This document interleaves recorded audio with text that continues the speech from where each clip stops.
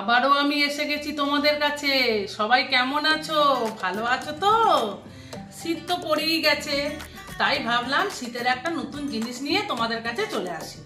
আর বাজারে নতুন গুড়ও এসে গেছে, তাই ভাবলাম আজকে পিঠে আর পায়েস বানাবো। সবকিছু তোমাদের দেখাবো, তোমরা সবকিছুই দেখতে থাকো। আর এর জন্য আমি কি কি নিয়েছি তোমাদের একবার বলে দিই। এই যে আমি চালটা ভিজিয়ে রেখে দিয়েছি, আর বিউলির ডাল এটাও ভিজিয়ে রেখে দিয়েছি। আমি সরু চাগলি পিঠে বানাবো। আর এই যে পায়েসের জন্য চাল নিয়েছি, নতুন গুড় নিয়েছি, আর দুধটাও দেখো ভালো করে ফুটিয়ে একদম গাঢ় করে রেখে দিয়েছি। আর এই পিঠে পায়েস না আমাদের শীতকালে প্রায়ই হতে থাকে। যত শীত বাড়বে আমরাও এগুলো বানাই, বিভিন্ন রকমের পিঠে। তোমরা সবাই দেখতে থাকো, আমরা কখন কি বানাবো সবকিছু তোমাদের দেখাবো। তোমরা সবাই দেখতে থাকো। এই দেখো চালটা অনেকক্ষণ ধরে ভেজানো ছিল, প্রায় 3-4 ঘন্টা, বেশ ভালো ভিজেও গেছে। আর এই ডালটাও দেখো খুব সুন্দর ভিজে গেছে। এবার আমি এই মিক্সির জারের মধ্যে চাল আর ডালগুলো দিয়ে পেস্ট করি। চাল ডালের পেস্টটা তৈরি হয়ে গেছে, এই দেখো এবার ঢেলে নিই। এটা আমি একবারে একটু জল দিয়ে বানিয়েছি, আর এক্সট্রা জল আর দেব না। দেখো খুব সুন্দর হয়েছে এটা। প্রথমে আমি পায়েসের জন্য এই দেখো দুধটা বসিয়ে দিয়েছি। দুধটা অনেক কালারটাও চেঞ্জ হয়ে গেছে, অনেকটা ঘনও হয়ে গেছে। এবার আমি গোবিন্দভোগ চালটা পায়েসের জন্য দিয়ে দেব। দিয়ে ভালো করে সবকিছু একটু মিশিয়ে নেব, দিয়ে চালটা ভালো করে সেদ্ধ করে নেব। দিয়ে মাঝে মাঝে দেখতে হবে তলায় যেন লেগে না যায়, এই দিকে খেয়াল রাখতে হবে।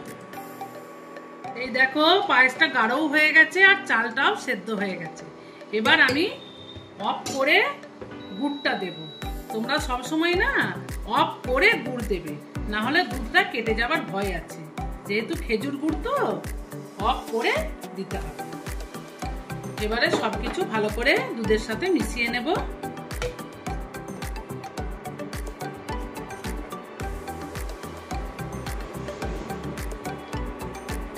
দিয়ে একটু চাপা দিয়ে রেখে দেব।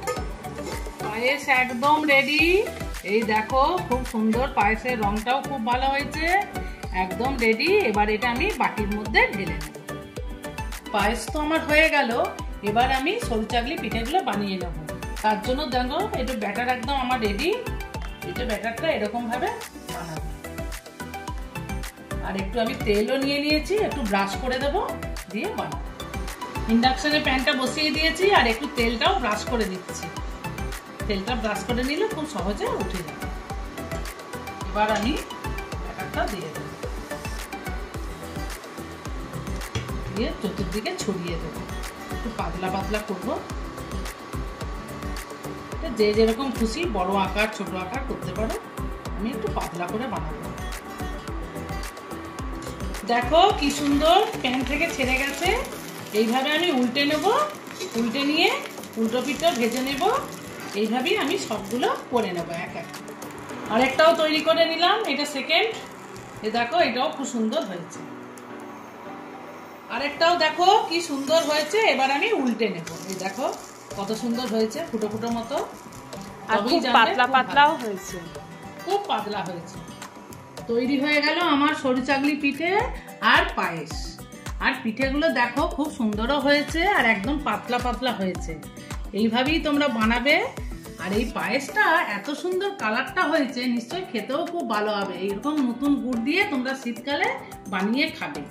আর এটা হচ্ছে আমার মেয়ে তো সরু চাগলি পিঠে খেতে ভালোবাসে না, ওই জন্য এটা নানা রকম মশলা দিয়ে আর একটু ঝাল ঝাল করে দিয়েছি। এটাও সস দিয়েও খেতে পারবে। এইভাবেই তোমরা আমার পাশে থাকবে, সাথে থাকবে। তবে আজকে আসি, এই পর্যন্তই। দেখা হবে পরবর্তী অন্য কোনো ভিডিওর সাথে। টাটা।